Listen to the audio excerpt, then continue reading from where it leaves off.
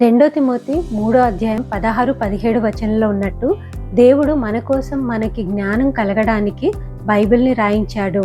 మనం డైలీ లైఫ్లో ఫేస్ చేసే ప్రాబ్లమ్స్, మన లైఫ్లో వచ్చే కన్ఫ్యూషన్స్, ఎవరితో అయినా సమస్య వచ్చినప్పుడు ఎలా బిహేవ్ చేయాలి, మనం తప్పు చేసినప్పుడు లేదా ఎవరైనా నువ్వు తప్పు చేశావని నిందించినప్పుడు ఎలా రెస్పాండ్ అవ్వాలనేది తెలుసుకోవాలి అంటే మన రోజుని దేవుని వాక్యం చదవడంతో స్టార్ట్ చేసి ఎండ్ చేయాలి. మనం మార్నింగ్ నైట్ ఏ విషయాలు చదువుతామో ధ్యానిస్తామో అవి సబ్ కాన్షియస్ లోకి వెళ్ళి అదే మన బిహేవియర్ అవుతుంది.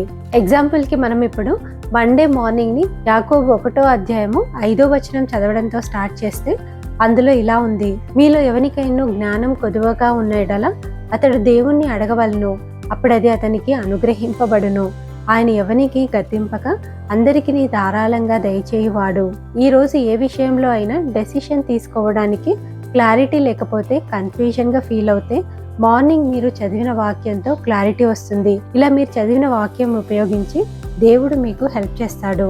నైట్ పడుకునే ముందు కీర్తనలు 4వ అధ్యాయము 8వ వచనం: యెహోవా, నెమ్మదితో పడుకొని నిద్రపోదును, నేను ఒంటరిగా ఉండినను నీవే నన్ను సురక్షితంగా నివసింపజేయుదువు.